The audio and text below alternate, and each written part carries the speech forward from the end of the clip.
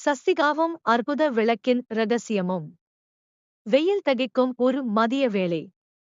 அந்த பெரிய வீட்டின் மாடியில் இருந்த இருட்டு அறையில் பழைய புத்தகங்களின் வாசனையும் பழங்கால மரப்பெட்டிகளின் நெடியும் கலந்திருந்தது. சஸ்திகா தன் குட்டி பாவாடையைச் சரிசெய்து கொண்டே, இங்கே ஏதோ ஒரு ரகசியம் ஒளிந்திருக்கிறது என்று தன் மனதிற்குள் சொல்லிக் கொண்டாள்.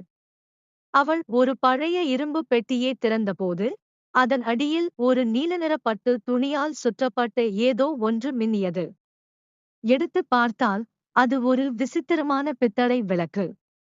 அதன் கைப்பிடி ஒரு டிராகன் வால் போல வளைந்திருந்தது. சஸ்திகா தன் பிஞ்சு விரல்களால் அந்த விளக்கை தேய்த்தாள். சட்டென்று அறை முழுவதும் மல்லிகைப் பூக்களின் வாசம் பரவியது.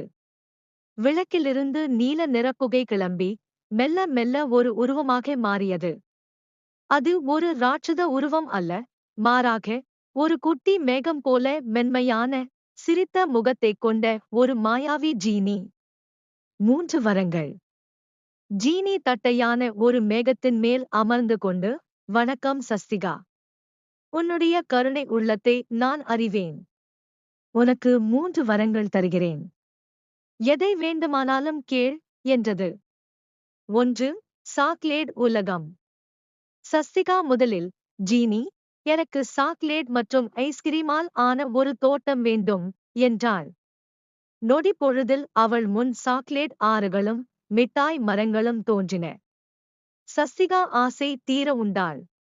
ஆனால் அவளுக்கு தன் அம்மா ஊட்டிவிடும் பருப்புச் சாதத்தின் ருசிதான் மேலாகத் தெரிந்தது. பொருட்களால் மட்டுமே வயிறு நிறையாது, அன்புதான் முக்கியம் என்று முதல் பாடத்தை கற்றாள். 2. மந்திரக் கம்பளம்.